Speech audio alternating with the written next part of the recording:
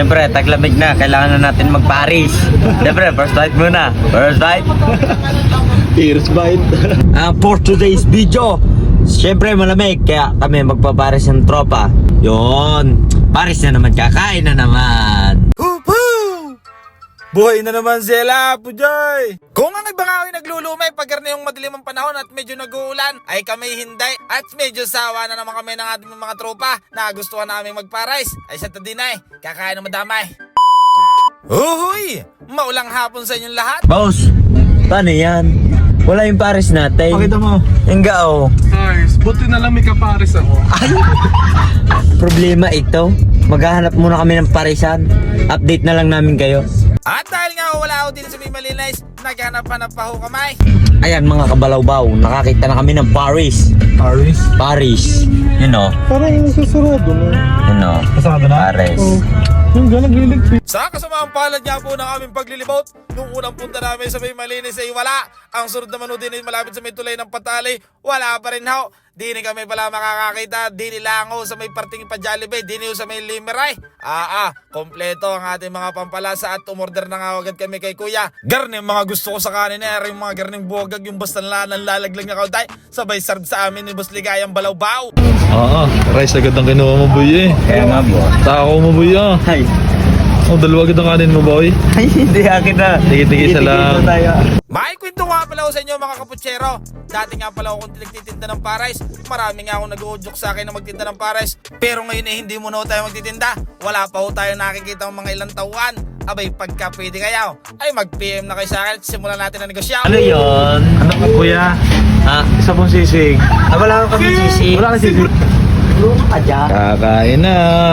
Akin yun na, yung may tabang buhay. Boss, lagyan yung taba din na akin. Tabang buhay? Oo. Gusto mo ko ni Lord? Huwag patay.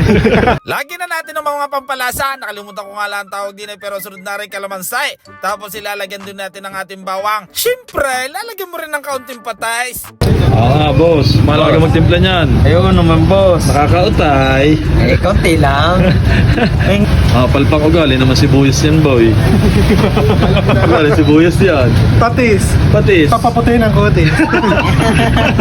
Para lalong sumarap ang ating parais, lagyan mo ng pampasipas ang usaw. Tapos aray, ilagay mo ang ating sibuyas. Tapos mga insan, megos-megos mo na yan. Grabe yung tabang buhay, napakalakay. Para ganamang may kukuha na ay. Ang una pa sa first na nag-first bite, si Boss Palpak at napatams up. Sunod si Boss Ligaya. Siyempre, taglamig na. Kailangan na natin mag-Paris. Siyempre, first bite muna. First bite. First bite. Ayos. Sa first bite nga ako dinaling ko nga rin, parang unang sakul pa lang ay langit agad ay. Ari naman si Palpak, sadya namang enjoy na enjoy sa kanyang pagkain. Ang kasabay din namin nung kumain ng ating yopang mga taga-Balangaon, ay ito na ang ating kinatatakutang tabang buhay. Kain na! Babay ligaya. Ay, ano ba? Ba ligaya? Kada subo. High blood agad. Hindi ah. Ikaw dyan mo si Palpak. Nakadalawang kanin na. Oo nga boss. Tako na yun eh. Dalawa lang. Dalawa lang kayo ligaya. Ilan? Hindi ko pa alam boss. Pero may order ka na. Ayaw boss na. Tapos na. Tipid sa ulam mo. Yun. Sabutan mo. Ha? Sabutan mo. May kukulang ka na eh. Ay, order na. Saan kanin po ah? Isa pong kanin. Oh boss. Padalawang kanin, siyempre. First bite na, so padalawang kanin. Buhay na naman. Bored talaga. Galing bibilis kumain ng aking dalawang kasama. Pero hindi naka-extra rice eh. Kako nga ako kay Boss Ipaus. Takalan mo nga ako dyan na isang full rice. Marami pa akong natirang ulam eh. Alam nga namang hindi pa tayo mag-extra rice diyan. Kung sa ibang Pilipino man eh.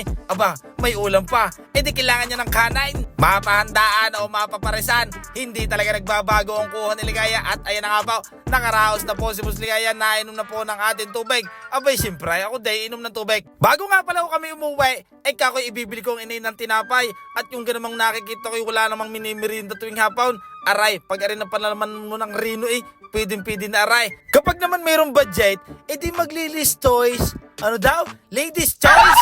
Ibinili ko na rin si Ligaya ng kanyang ulam ng kanyang father. Ay siya, maraming salamat sa mga nanonood. More power, ingat, and God bless! I-share nyo na ho mga kaputsero. Maraming salamat, follow na rin.